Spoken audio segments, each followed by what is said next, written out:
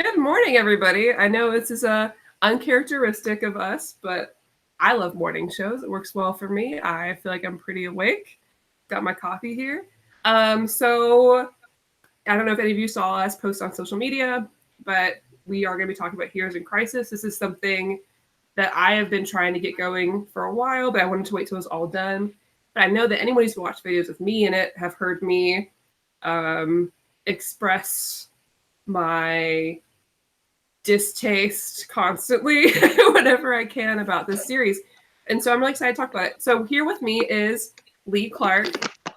He's a good friend of mine and someone who I really feel like is really good at articulating his thoughts on issues like these and books like these. And I felt like it'd be a disservice not to have this conversation about Heroes in Crisis without him. So Lee, I don't know. I want to give a quick introduction about you and like talk about where you are in comics and like where you were as far as like your reading of comics before you came in, before I had you read this. Sure. Hi, everybody. I'm Lee Clark. I am currently sitting in my apartment in Saudi Arabia. I'm here for work. In terms of where I am in comics, when I was a kid in like middle school, the nearest comic book store was like 3 towns over. So, like once or twice a year, my dad would drive me over and we would get comic books. And I almost always got whatever the most recent issue of Ultimate Spider Man was, and maybe one random thing like a Dracula comic or a Halo comic. So that's usually where I was with comic books. And then I didn't read them while I was in high school or college, but it's actually what got me back into college, back into comics, excuse me, was Maddie starting her podcasts and stuff. Because I started watching her podcasts and like hearing the things that she and Faria and Omar and Kristen and everybody were saying, like made me think maybe I should take the time to get back into it. And I started with Saga. So of course, if you start trying to get back into comics with Saga, you're fucking hooked. That's a good start. Yeah, there's no coming back from that. So now I have Marvel Unlimited, DC Unlimited. I have a collection of like maybe 8 omnibuses. And I'm starting to slowly make my way through things. Like I just finished my first complete read through of Ultimate Spider-Man rather than picking up random issues as a kid. I just completed my first read through of that. I'm starting to read some Fantastic Four. But in terms of where I am with Heroes in Crisis, I am basically nowhere.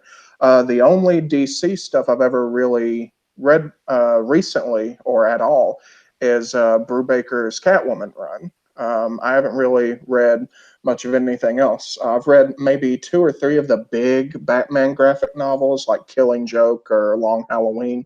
But I am coming at Heroes in Crisis blind, not only on most of the superheroes, but also on like the context, the narrative context of like what people have been doing for a while.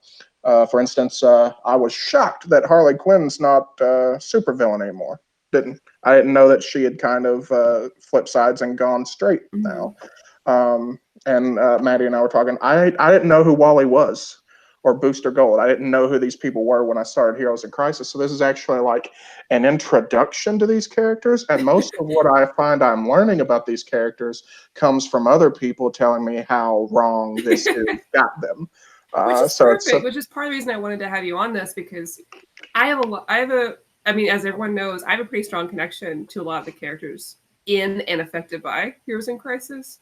And so I'm very aware that my judgment may be clouded when it comes to anything that affects, especially my boy Roy. I'm a huge Titans fan. And this book, I mean, I'm going to curse in this show, you guys. I'm just going to do it. This is because it's just going to happen.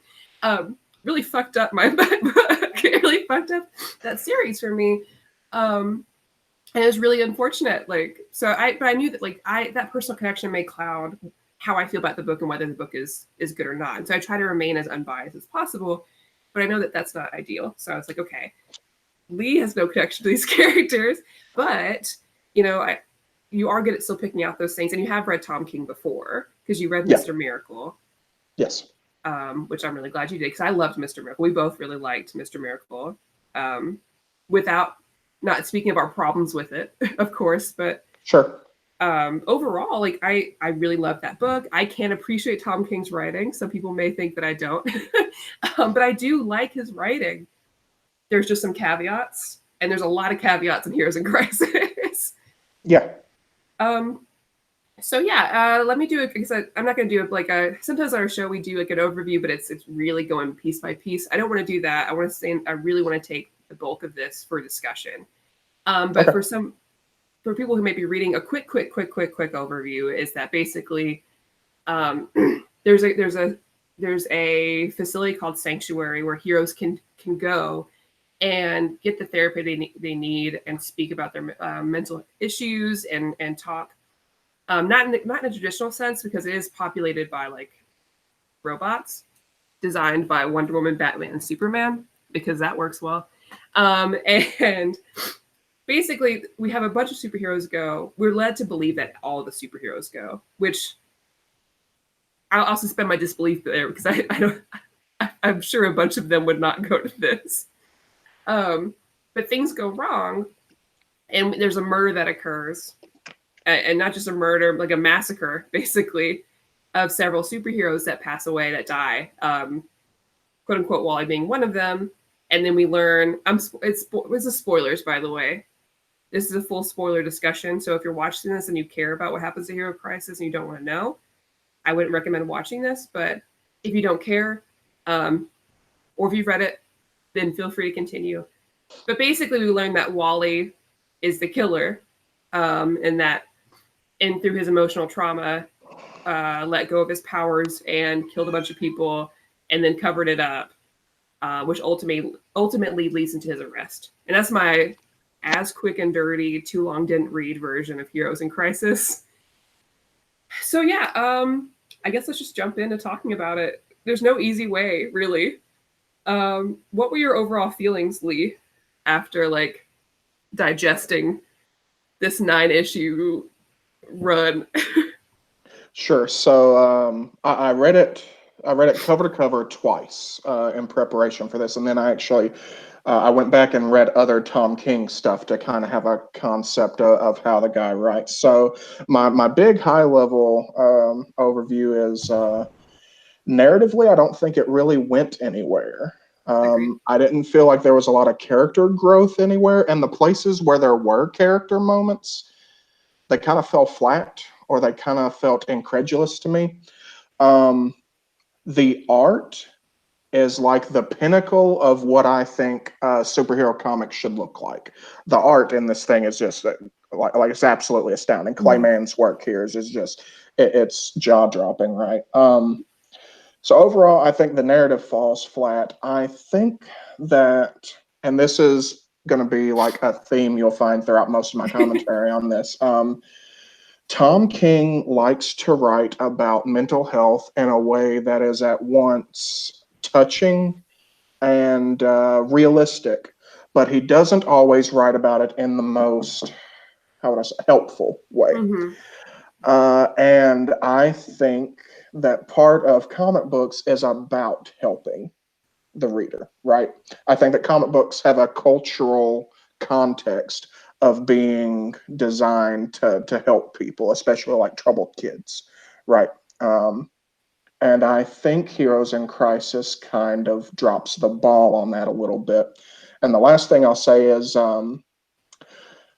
I won't say this about Tom King in general. I don't think Heroes in Crisis quite understands the point of a superhero at a meta level, at a philosophical level. Absolutely. I don't think this book understands the point of a superhero. How about you? Way. Yeah. So, quick summary of how I felt about it.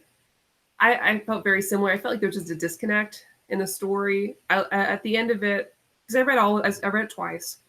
And I bought these issues every week. Sometimes I'd reread the issues. And I just felt like there was a narrative disconnect. I didn't feel like the end game was worth it. I didn't think there was a lot of payoff as far as like what I had to go through while reading it. I felt like several of the characters were mischaracterized. That's for my own journey with these characters and reading them. I just felt like they were used as fodder, but not really understood. I feel like maybe Tom didn't do a great job great job communicating with other writers. in the current canon to learn how these characters are supposed to be.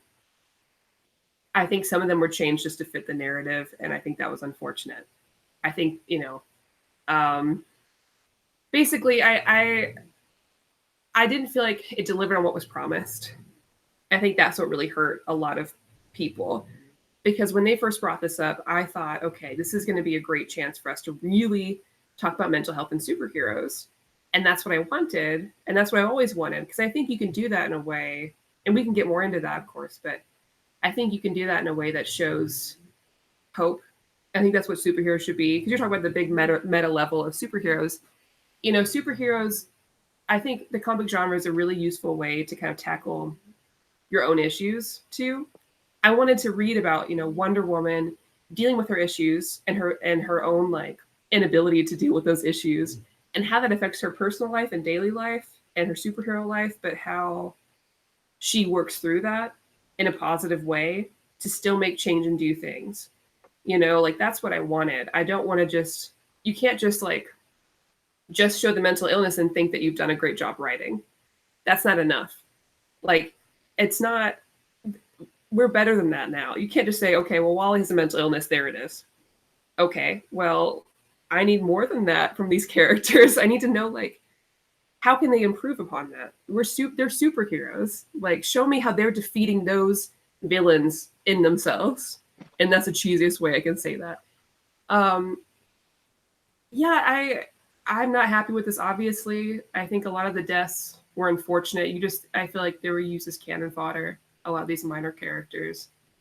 And again, yeah, the art's beautiful. I love the art. I think sometimes Clayman, the way he draws women, I don't always like. And that's just a personal thing. I don't think it detracts from how beautiful it is. Superhero suits, when they're that skin tight, don't lay that way on your boobs. It's more like a sports bra situation. That's what the realistic is. But I watch anime. I'll suspend my disbelief on this one. It's fine. Sure.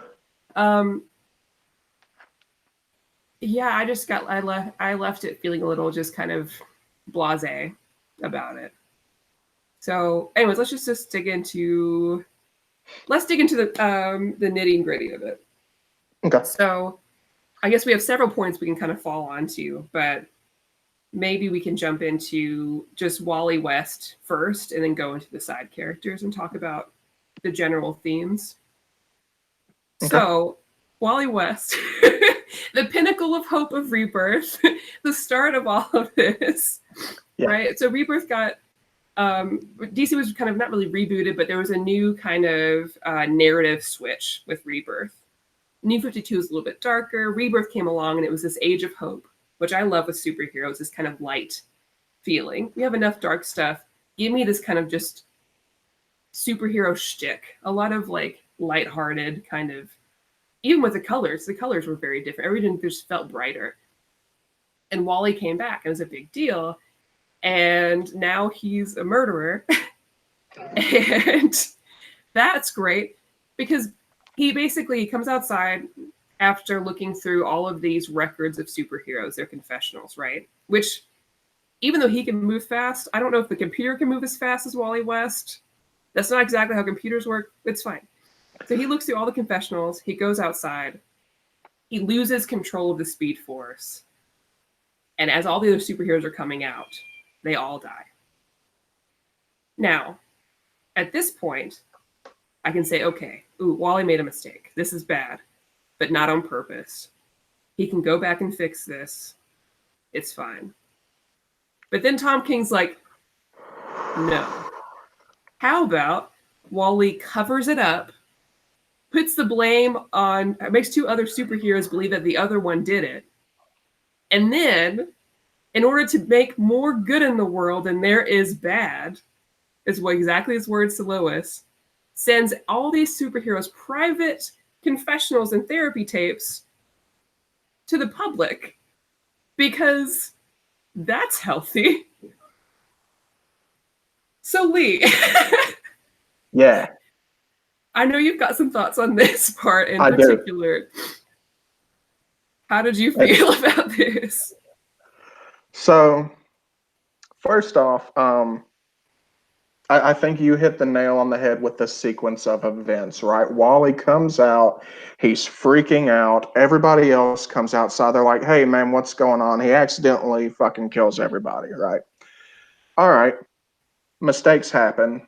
Sometimes your powers get away from you. You're in a place where you're mentally having problems. You're really mad at Barry Allen for killing your family or whatever. I feel that, right? I get that. I say I get that. I don't. I have no idea what happens. All I know is that Wally says Barry Allen killed his family by accident. So my next thing is you can go back in fucking time, man. You've got time travel powers. Just go back in time. But no, because that would make me as bad as Barry Allen, whatever the fuck that means. Instead, I will premeditate framing two of my friends for this murder. Not only will I do that, I will dox all of my friends and send their private, most innermost damaging therapy sessions to the public to show people that superheroes are just like us. They're broken, they're messed up, they're just like everybody else. And I think I sent you this part of my notes earlier. Like, okay, man, go on fucking Oprah and say superheroes have a place where we go when we need help. You don't have to send people's videos of them talking about their dead parents to Lois Lane. By the way, Lois, what the fuck are you doing? Where Lois comes in, she's like, I have to write about this. You 1000% do not have to write about that in detail. You can say, the paper has come into possession of proof that superheroes are seeking mental health care. And then Superman can go out and give his big speech. You guys should like that we're doing this. It shows that we're trying to get better, right? So here's where I come to the other place. So one, you got time travel, man. You don't have to leave everybody murdered and then frame people. Mm-hmm. That's premeditated. And then two, you don't have to set up a fake conspiracy theory to send everyone's private thoughts to the internet. This is where I get kind of crazy with this because there are ways to do what he claims to want to do in a superhero way. What he's doing is villainous. I think that's the point, right? That's Tom King's whole thing is like what he's doing is villainous, right? But yeah, you could go on Oprah and say, by the way, all the superheroes are in therapy. We see horrible things. Sometimes we do horrible things to protect the world, and that takes a toll. So to make sure that we're at our best to continue to serve the people, we work through it. We have somebody take a peek behind the curtains, and we work our stuff out.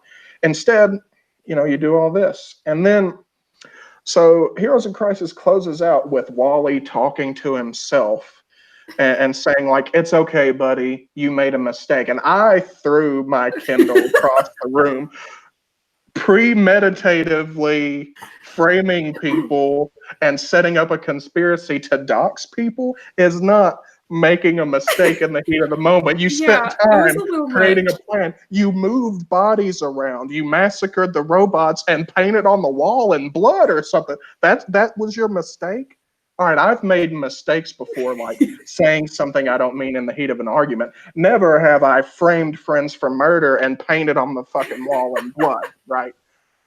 Gosh, and like, they keep saying like we can't go back in time and fix it or whatever, but like, there's a difference between Barry Allen, the Flash, going back in time to keep his mother from being murdered, which is a fixed point, creating Flashpoint, than going back 5 minutes and fixing the situation.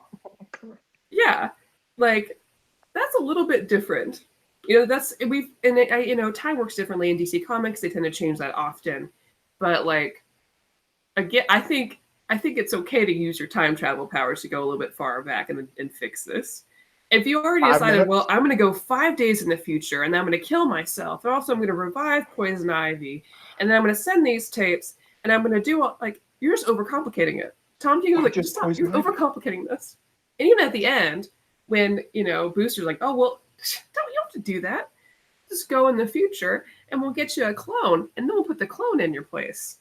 Fucking kill the clone. So you what?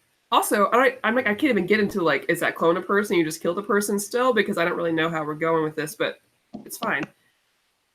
But I Maddie, think, more murders always fix the previous murders. It's the cardinal rule of committing crime. And that's what hurt the most, because I was like, what are you turning Wally into? What are you? Yes. Because it's killing people by accident. That's fine. It's not fine, but like at least that's something in comic books I can understand. It happens. These people have extraordinary powers. Things are going to happen. And it's unfortunate, and hopefully they can work to fix that. But you taking the extra steps after that is what makes you a criminal in this. And, Lee and I both have some training as far as intelligence work. And I can tell you that if I had this sheet in front of me and I was looking at the evidence, I'd say, yeah, this man's this man's a killer. Like, this man, he planned this. And that's the problem. That's the problem. There's no more like accident. Once you start taking those extra steps, you're a criminal now. And where am I going with this? Anyways, regardless, I just don't think he understood this character at all. Like, this is not what Wally West would do. And I know so I was looking through Twitter after this just to see what everybody else is kind of feeling about Heroes in Crisis, see if anyone had some points I hadn't thought of. And one person had suggested that it would have been better if they had just gone full villain with Wally than what they did. And I don't disagree. I think that would have been interesting because we've had situations like that before with Hal Jordan, the Green Lantern, who went real crazy and murdered all the other Green Lanterns and Parallax and all of that. I almost think that would have been a better situation than whatever this was. Like, I don't think this helped anything. And now he's just in jail. What happens now with Wally? Like, are you gonna put him in Suicide Squad? Like, what's happening with this? I don't know. So we can move to our other superheroes around. If I can I add two more things here, just really quick? Jump in, please, anytime. This is just think of it as we're just like chilling and talking. Sure. So I've got 2 points here. My first point is in comic books, there's an established history in the medium. It's part of the art form that things are constantly retconned. Time is constantly reversed. Events are constantly undone, right? So what that creates in the medium of a comic book that's a little bit different than in some other mediums is that actions and behaviors matter in the moment. What a superhero does in any given panel is more important than what a hero in a novel does, because any of this can be undone at any time. So what we see is a second-to-second picture of that hero's morality. And that's where I come on this with Wally. Even if we do the thing now where we go back and retcon it and people are alive and everything, we still have in that moment, Wally made premeditated decisions to cover up his kills, right?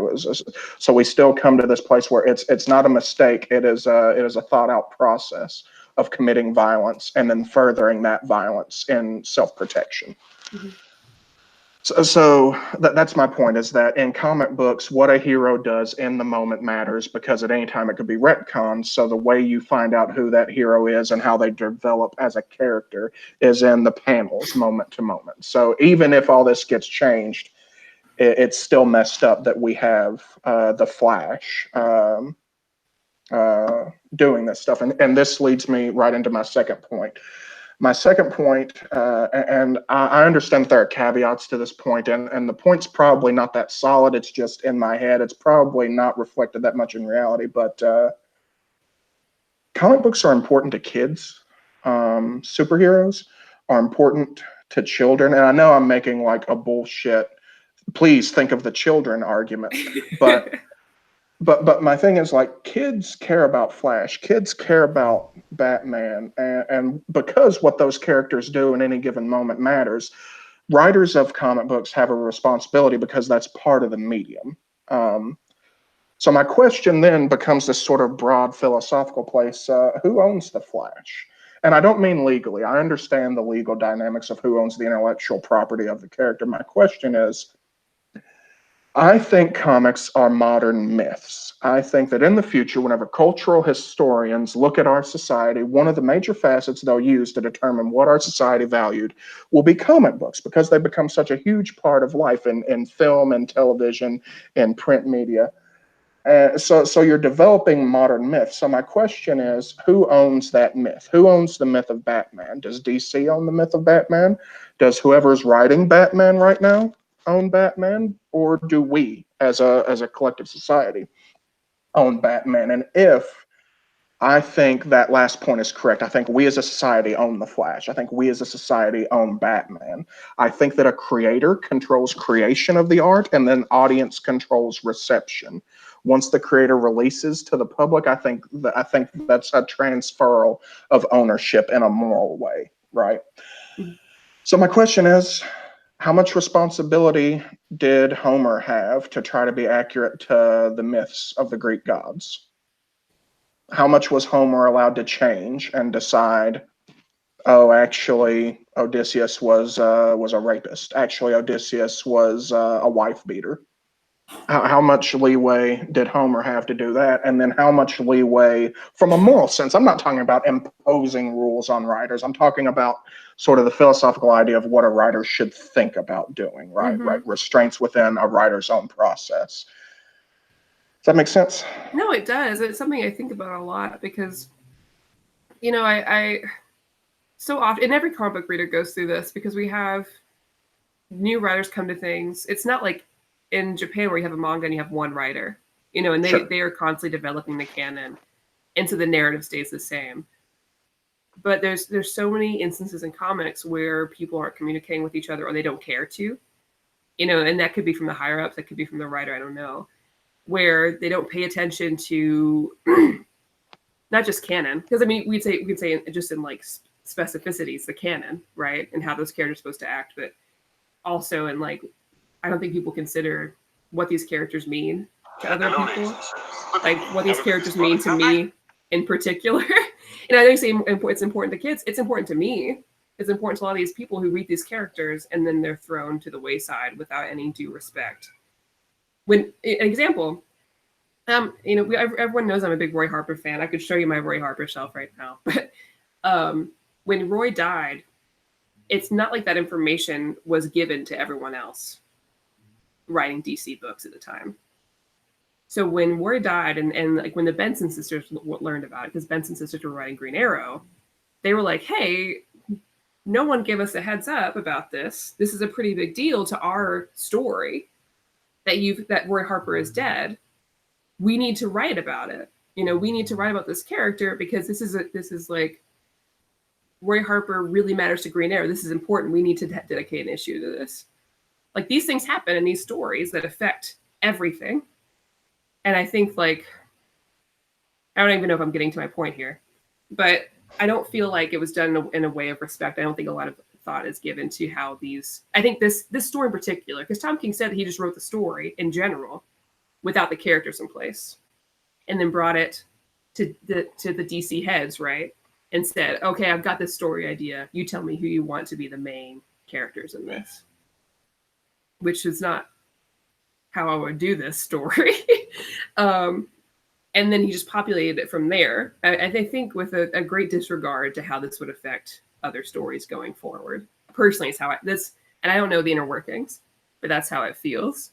And I feel like there's not an idea of responsibility to make sure that this is working for the overall canon, overall other writers' stories. I think it's just kind of thrown to the wind. And I don't know if that's contributing to your point or not, but that's something I've thought about a lot going through this. I don't know. I don't know if I'm going anywhere with this point, but no, it feels like it upends what I was saying perfectly. It feels like we're kind of syncing up in our sort of meta thoughts on this subject. Yeah, let's jump into this. So I don't know if you'd seen this. I think maybe you talked about it, but did you see the articles about how Tom King did talk about how he just written the story ahead of time and brought it to DC, like, and just they told him to put Wally and Harley and Booster in it? No, I hadn't seen that at all. Okay, so yeah, so this is what happened with this. So basically, he came out, I think, after the fact with Heroes in Crisis and said, like, I didn't choose which characters were be in here. And somebody in the chat, feel free to tell me if I'm wrong, but what I construed from that is him saying that, like, more often than not, he has a story idea, and he doesn't always know which characters he wants to be the focal point of that. And then he went to DC and said, "Hey, this is where I'm at. Who do you think I should put in for this?" There's a lot of criticism after the fact of this, because if you can just write a story and it doesn't matter who's in it, is the story worth it? You know, it's a plot story, not a character story. Exactly. Season 8 of Game of Thrones. Yes, and I think that's kind of where a lot of these issues come from, because these characters matter and they have complex, backstories and stories that they've been in and relationships, and it matters how they get there. And I feel like that's where some of this disconnect has come from, potentially. And I could be reaching, but when I read that, I was like, oh, yeah, that makes sense. It makes a ton of sense, yeah. You wanted to write a story about a superhero falling from grace, and this is the one you were given, and you made it fit that narrative, which is not ideal. And someone from his line of work should know better, because that's not how that works. Yeah, I was like, what is this? But anyways, and we haven't even talked about, like, let's talk about something that we talked about a lot with Tom King, because you and I read Mr. Miracle, and we talked a lot after that, and talked a lot about just how, like, Tom's written mental illness and how some of that could derive from his own personal life. And again, we could be reaching on this, but something that you and I talk about a lot. Sure. Just his own background, right? Yeah, of course. So we've talked a lot about how Tom King loves to write mental illness, but he doesn't go anywhere with it. And he tends to write, like, not exactly positive representation of mental illness either. Because on the most dumbed down level I can get with this and how he writes these characters is it gives the impression that if you have mental illness, you're going to deal with it in a negative way and you're a danger to others and yourself, basically. Yes. Which is not the narrative I like to see. I love seeing that we're writing about mental health with superheroes, but I don't exactly think it's conducive to positive action after the fact. I think if a character is acting this way, we should call attention to how it's negative. I think that's important. I think you owe that to your readers, because we said before, comic books are a window for readers to kind of discover those things about themselves. I think comic books have a responsibility to think about that. And so we've seen, I won't spoil Mr. Miracle, but, like, the main character deals with a lot of mental health issues, and no one in his life is dealing with it positively, and he's not dealing with it positively. And at the end of the day, they don't actually deal with it at all. They're just trying to pack more things onto it. And again, I love that book. But as you said before with the One Trick Pony thing about Tom King, as I've read more books about him, that he's written, these characters continue to fall into the same trap, where they don't know how to handle their emotions. They put a lot of the emotional burden and weight on other people, and then they inevitably, emotionally or typically physically, hurt other people. Actually, not just, they always physically hurt other people. And it's really problematic. Yes. And at some point, other people have written this story, Tom King. Other people have written this story better. Like, I want you to read Irredeemable. Lee, I need to send that recommendation. It's on the list, yeah. It's the next thing on the list, yeah. Because that was like that, that's how I want to see it. And at some point, you have to think, all right, you can keep writing this, but what's going to change this time? You're just going to write the same thing again? Or, like, sure. And some of this could be his background. I think that he worked in the CIA, correct? And I'm sure he's seen his fair share of trauma in his life and how people have dealt with that. But he's also coming from a background where seeking mental health is not the preferred avenue in your business. Allowed. It's not allowed. Yeah. And that's something you can speak on. Just a little background. We're getting into big picture stuff here, guys. I hope you're cool with that. But Lee, you can kind of speak on that to where maybe this kind of affects his background in writing. Again, we could be reaching, but I don't think so. Sure. So I want to preface this with saying that I don't know Tom King, and I'm not going to try to make any kind of diagnosis or claims about Tom King's mental state or anything like that. But what I will do is I'll talk about things in a more broad sense. So I work in national security and intelligence in the international field. And one of my pet issues is security clearance reform, and especially mental health in the security clearance process. Now, here's where this ties in. I promise I'll keep the jargon and stuff at a minimum. Tom King was a CIA case officer in Afghanistan during a time of an active war. I can guarantee you that Tom King has probably seen, witnessed, and committed acts that would be psychologically scarring. He would certainly have done things that have trauma. So here's where this comes into play. In security clearances, you get asked a lot of questions about your mental status, right? So one of the things that comes up is, do you see a therapist? Do you take medication? And of course, we all know social stigmas around these things, but what inevitably happens is there are horror stories in the intelligence community about people who have lost clearances, had clearances downgraded, or have even lost their jobs because they sought mental health care. So what you have is you have an entire industry of people who are all skittish about seeking therapy, seeking any kind of mental health care. So what happens is people see horrible things, people read horrible things, people do horrible things in the service of their country, and none of them will get help to work through it because they're all scared of losing their jobs. And that's just the people who work desk jobs. The analysts see and read horrible things online and work through horrible things. And then you have people on the ground, and none of these people seek healthcare. And again, I will not connect this exactly to Tom King because I don't know, but I will say that his writing, as someone who has that sort of thought process in mind, his writing shows that thoroughly.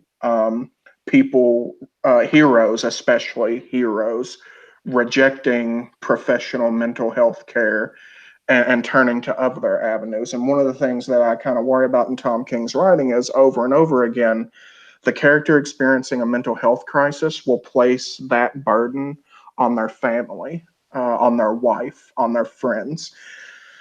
The term emotional labor kind of gets overused and it's kind of become fluffy, but what we can talk about in relation to it is especially men relying on the women in their lives to manage their emotional situations, to handle their moods, to handle their feelings and their mental crises. And that's one thing that comes up in Tom King's writing over and over again is that characters don't get adequate help and they lean on the people in their lives who did not sign up to handle mental health issues and are not trained to that purpose. And this manifests in Mr. Miracle, for instance. At one point, Scott says to Big Barda, something's wrong with me, I need help. And she punches him in the jaw and knocks him down. And this is where I'm kind of going with this. It's reflected, right? It's not necessarily that the writing should exactly reflect reality, but what we're talking about here is this attitude, this situation in which I'm sure that Tom King thought a lot about mental health and security clearances while he had a clearance. And from my point of view, where it comes to me a lot, it shows in his writing. Yeah, I agree. I mean, honestly, like, it's enough of a pattern now that I think it's continuing to show up, because it's constant that something else comes up in the news and everything else about some other choice that's been made, including a recent one in Batman. But I won't spoil that. If you want to look it up, it's going to come up pretty quickly. But it's a choice he made with Batman and an action that he took that felt very out of character and problematic for Batman recently. These things just keep popping up over and over again. And I think he's a very talented writer. So I would like to see him, Tom King, if you're watching this, just know I forgive you for being my villain origin story. I'd like to see him reach a little bit farther with this.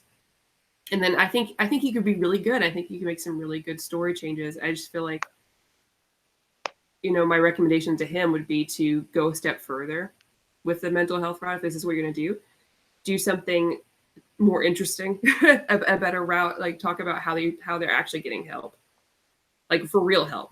Don't make it into like a bigger picture murder mystery thing. Really talk about this, or explore it from the angle that you just described this in real life. Talk about how these superheroes have these problems but have nowhere to go.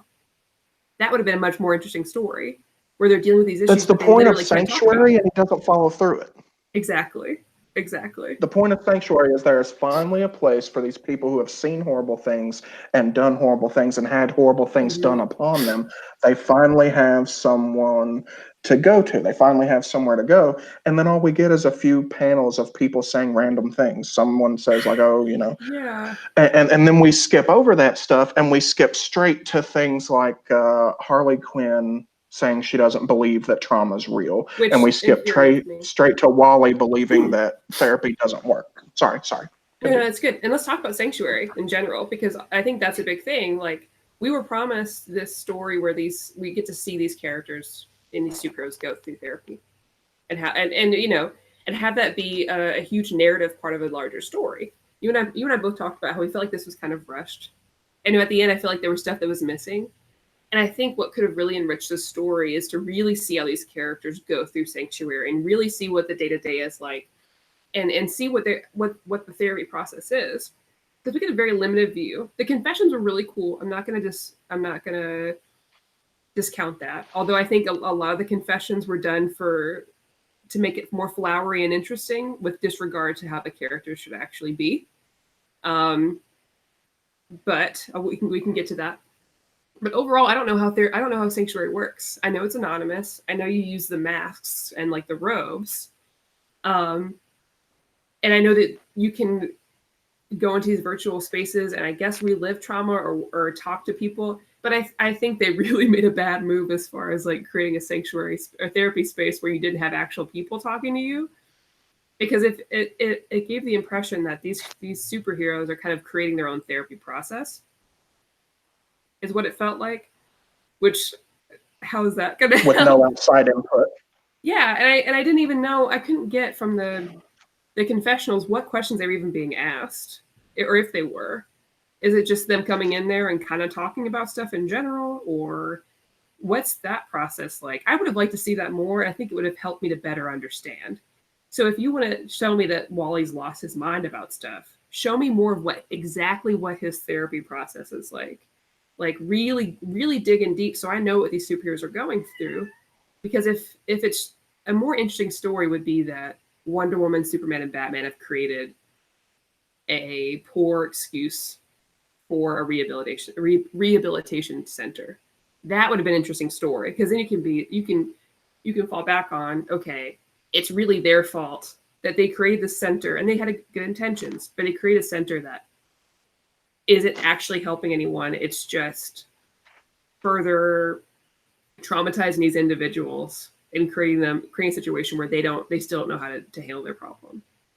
That would have been more interesting to me. And I think it would have helped fill in those steps where, all of a sudden Wally's lost it and he's going like this, and I understand there was still press in those books to kind of lead up to where Wally was, and I think if anyone's read his books, they understand that like he has gone through significant trauma. I just feel like the book would have been more beneficial to have some more in there. It needed 3 more issues. Sanctuary and all of that. Yeah, so to expand on sort of what you were saying, I think it needed about 3 more issues, and I think most of those issues needed to be based on what actually goes down at Sanctuary and how things work at Sanctuary. And I think it was Clark Nato just made a fantastic point in the chat, is that this mirrors the way that combat veterans handle trauma right now. It's all patients treating patients without proper training, maybe reading some articles online about how to do things right.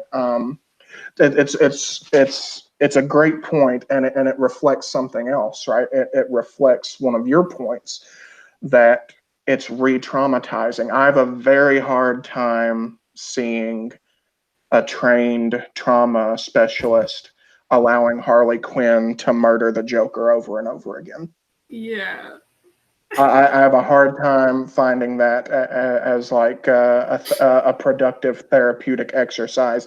Even if the patient thinks it would be, I think it would be very difficult for me to believe that a trauma specialist would sign off on that kind of a treatment. And that was one of the things I kind of worried about with I'm calling it a holodeck because that's what it's called in Star Trek. Yeah, I think that works for me. Yeah, so it's the same principle as Star Trek. In Star Trek, they have these rooms they go into, and the room will create holograms of whatever you want to do. Like one guy reenacts Shakespeare, another guy commits mass murders. Like Worf goes on killing sprees to satiate his bloodlust or whatever.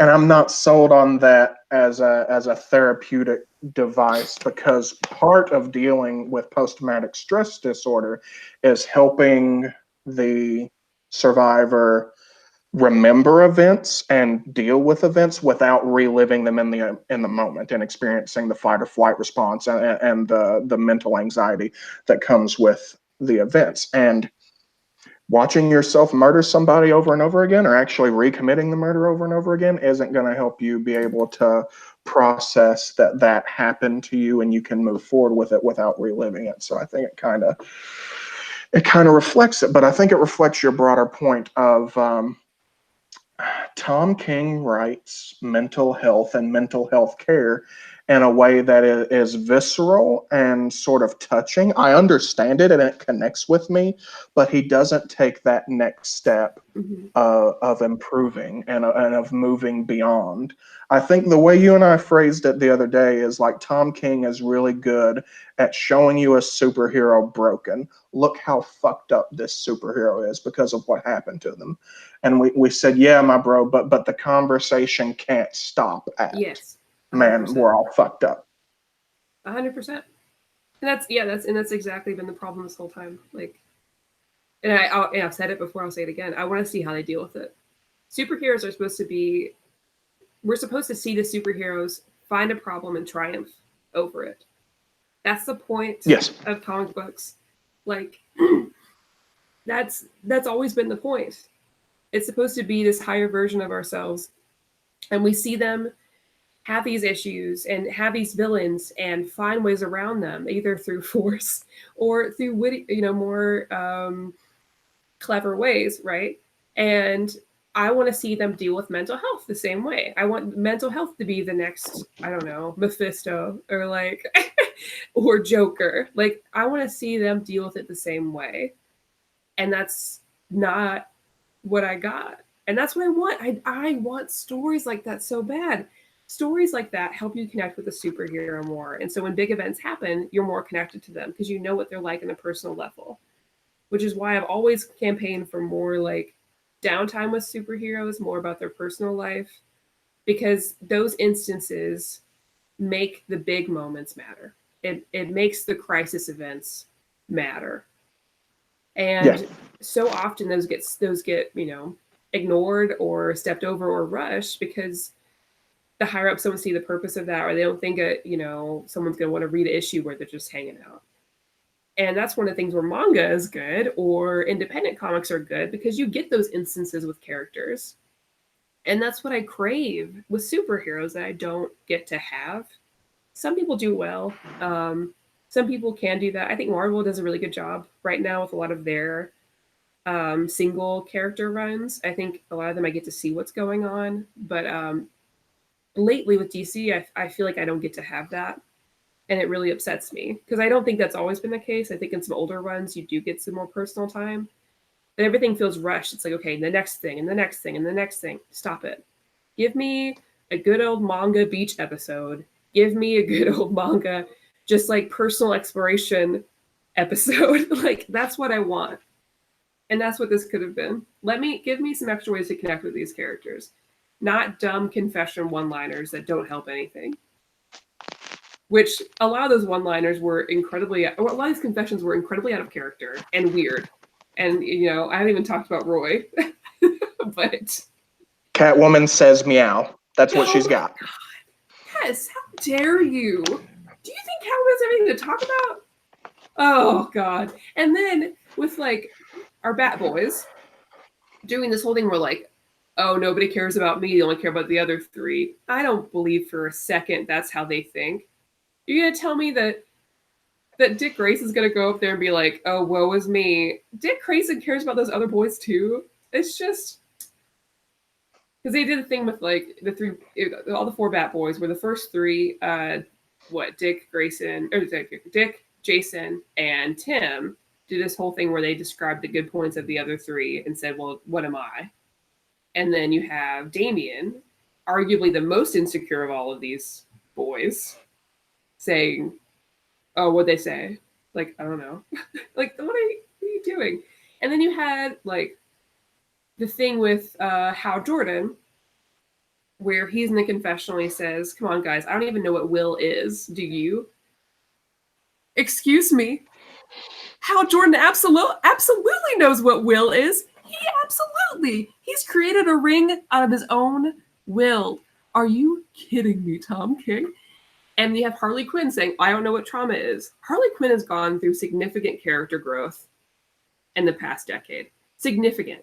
I mean, she started out as a mental health professional, and after all her trauma, she's really taken time to combat this and deal with her own mental health and try to overcome her trauma from the Joker.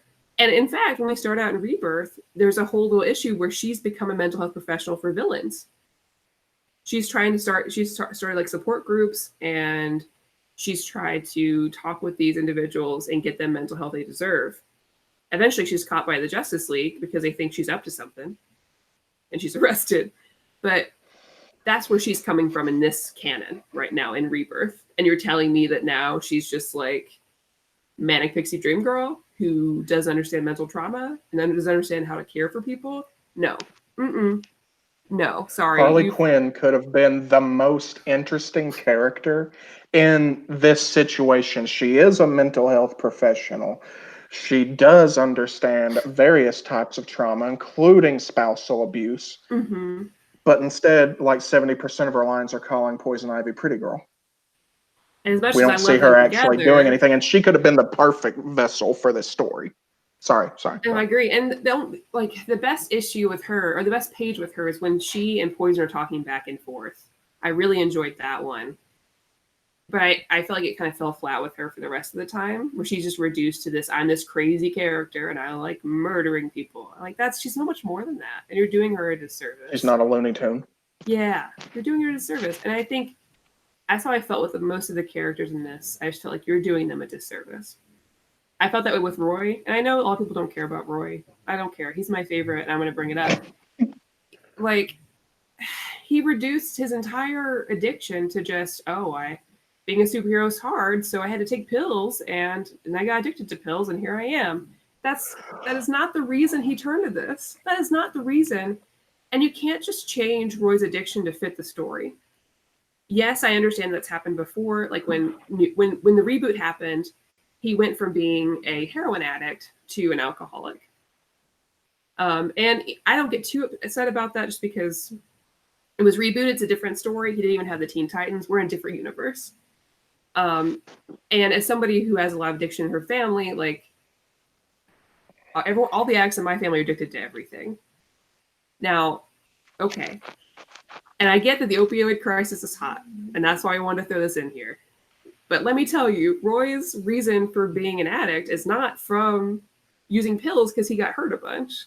It's from his own childhood trauma and his trauma with Green Arrow. This ward that was supposed to take him in, that he saw as a father figure, who couldn't be bothered to like fulfill that role adequately. That's why he turned to this thing, because he was alone. Like, don't add in this bullshit reasons because you're like, okay, here's an addict. Let's do this. Roy would have been a really interesting character to explore in here because he really did need help. And he's gotten help before, and he chose to go get help again. And we just didn't give him like the honor. Completely passed up a chance to talk in a nuanced way about addiction. Yeah. And this happens again and again with all these characters. Some of them did well. I thought Wonder Woman's was good. You know, I thought Clark's was interesting because he does have that disconnect between himself and his two identities. I get it. But like, sure. I also don't feel like that was the best route to go. I think it would have been better to explore how he and Wally are similar because they've dealt with similar things. He's come to this universe with his wife and son, and he sees all these familiar faces, but they don't know him. He doesn't have that relationship with them. His relationship with these people is from another world. All these experiences that he had are gone, and now he sees these familiar faces that he doesn't actually have a connection with. This would have been a perfect, like, connection between him and Wally that we didn't explore. Instead, it's just like, oh, I have these two identities. It's hard. I don't know how to deal with these two. Basically, you've told me that you didn't read Superman this in Rebirth. That's what I've learned from Tom King, that you just didn't read this Superman at all. And there's many more instances. Like, I know some people were upset with Kyle Rayner because, like, he was speaking Spanish, which was cool, but it's not his native tongue. And also the Spanish was incorrect, is what I got from a lot of people in our group. Narc, who was a big deal in one of the issues, Narc talk like this. Narc does this. You know, Narc doesn't talk like that anymore. Okay? He's been speaking in full sentences since Rebirth. You didn't even read it. You didn't even talk to anybody before you decided, I'm going to put Narc in this. Anyways. But now I'm just kind of like nitpicking. No, I mean I don't think you are, and I think I think the strongest point here is about Roy, and I'd like to talk about Roy a little bit more, and I know that you would be fine with talking about Roy a little bit more. But one of the things I want to talk about in relation to that is whenever you write publicly about mental health or suicide or addiction, there's actually a set of rules about how to write about them in a way that is not encouraging harmful behavior. And there's an organization called Beyond Blue that does great work with this. And one of the rules of talking or writing publicly about suicide and mental health struggles and addiction is that you don't attribute a self-harming behavior to an individual event. You don't say this person killed themselves because their wife left them. Roy Harper is addicted to heroin because he has seen bad things as a superhero. That's actually an unhelpful way to talk about mental health struggles, and especially something like addiction, right?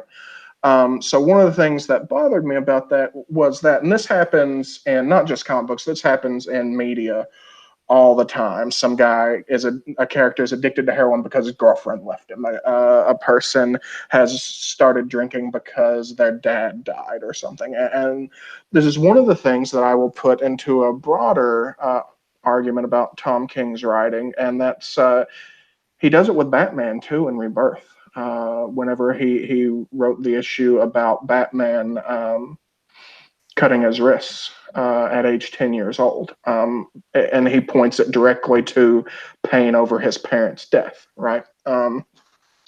So I'm not saying everyone has to know these rules and should know these rules, but what I am trying to make the point about here is that those are the specific reasons that writing about mental health struggles in this way are not helpful. And I think that the superhero writing community as a whole could do better, especially if we want to talk about, as people over and over again in the chat are saying, I want a hopeful story. I want a story about hope. The point of a superhero is that the superhero sees the giant monster that no one can beat, and the superhero figures out a way to beat it. And that has to start applying to internal struggles as well as external struggles. It's part of why we value superheroes. So and this ties back to the earlier point of the conversation. Can't stop at I am messed up. It has to be, I'm Superman. This is a problem. I'm going to deal with the problem. Because I'm Superman, I want the best way to deal with the problem. So we were talking earlier about how I'm coming into most of this blind. I don't know much about the DC universe, and I can actually tell you I don't know Roy Harper's superhero name off the top of my head. That's how like unconnected to it I am, and I know that he's one of your absolute favorites. So I'm gonna get you there. in light of what? I'm gonna get you there. Okay. So in light of that, like, can you talk a little bit more about that? Can you contextualize Roy Harper's addiction for me, and why it was important in Heroes in Crisis that it was portrayed that way, or reasons it should have been portrayed differently? It didn't make sense for me in the story at all from where he's coming from. He struggled a little bit recently with the Titans kind of dissolved. I think probably in preparation for this event. And Roy tends to. The thing with Roy throughout comics so far is basically he tends to turn back to his addiction when he doesn't have friends and a purpose around them. So if he's a part of a team, Okay. Roy does very well. I think it's a He lot about relapses in isolation. Yes, yeah, and that's always been the case. So when that sort of started to dissolve, he realized he needed help. He reached out to a friend, Jason Todd, actually Red Hood, before he left, and was like, "Hey, things aren't good for me. It's getting bad. I need to go, so I'm gonna go." At least he's at least very aware of that, which is good. Like he knows what his bottom is, and he knows when he needs to go back. So that's basically what led him here, not this whole like I'm addicted to painkillers thing. It didn't really add to it, and it didn't make sense coming off of like other people's stories leading in the nitty and gritty. Yeah. Also, we've gone over an hour a little bit, but I know you had notes as well. So, is there anything else you wanted to cover before we signed off? So I want to caveat everything that I've said so far because I want to make it clear that actually I really like Tom King's writing. I know it kind of sounded like I was going through like an hour-long Tom King bashing section, and let me sort of couch this in that we are all hardest on things we love. Yeah. And Tom King, I think, is one of my favorite writers that I've seen do Batman, especially in a long time. And getting back into comics and reading Mr. Miracle and Batman Rebirth was like a good introduction. So, what I want to say is, I am criticizing this arc so heavily because I have a lot of respect for Tom King and I really love his writing.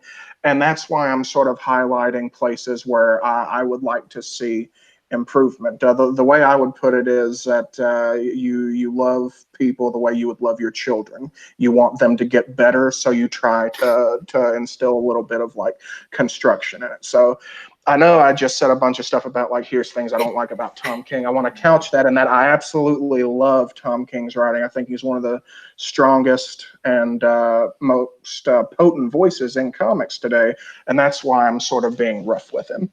Oh, I absolutely agree. I mean, everyone knows I hate on Tom King. When he got pulled off Batman, everyone messaged me and was like, "Did you do this?" Because I've been upset about a few things. Batman number 50 was the first time I got mad at him, but I also blame that more on DC's marketing in general. I think it was their fault, you know. And then I got mad again with this, and then mad again when, you know, he did what he did to Tim recently. But yeah, I love his. I mean, Mr. Miracle was one of my favorite books of this year. Like I just adored it.